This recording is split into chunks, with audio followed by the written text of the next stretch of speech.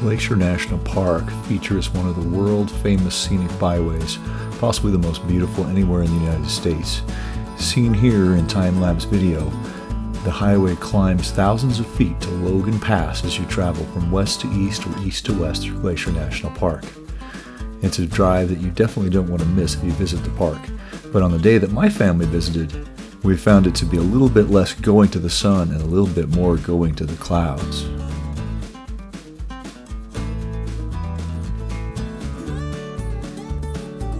As we drove, we climbed higher and higher and ended up nearing Logan Pass and climbing right into the clouds that were at the tops of the mountains.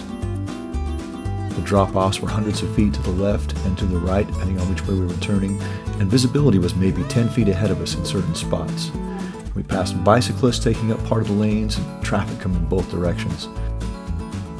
This beautiful scenic byway became a bit of a white-knuckle drive as we did our best to avoid the cyclists and the other vehicles and cliffs on either side.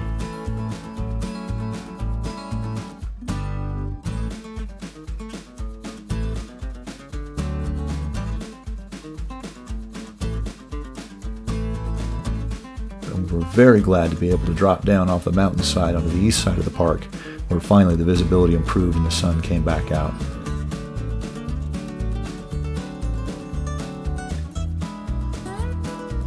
The two-lane going to the Sun Road is quite narrow and winding, with hairpin turns especially west of Logan Pass.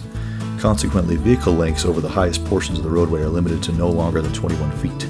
Luckily, my truck was only 18, and no wider than 8 feet wide. Between Avalanche Creek and Rising Sun picnic areas, which are located many miles below Logan Pass on the west and east sides of the pass respectively, vehicles over 10 feet in height may not have sufficient clearance due to rock overhangs when driving west between Logan Pass and the hairpin turn called the Loop. For the summer of 2021, the National Park Service has implemented a new ticketing process to help eliminate traffic congestion on the Going to the Sun Highway. If you're planning on heading up this highway, you want to make sure that you reserve a ticket early on, otherwise you will not be able to enter the park on the west or east side. Lucky for us, those who are staying inside the park at campgrounds or lodging at any of the lodges inside of Glacier National Park, a pass for Going to the Sun Highway is included during the dates that you're visiting.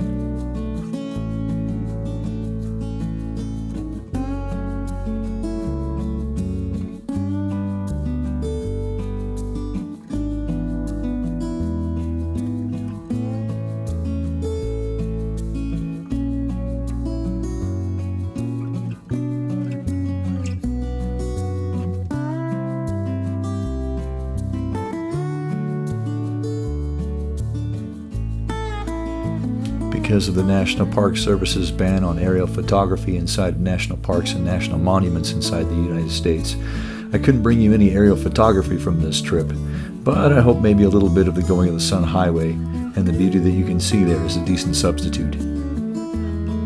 Thanks for watching.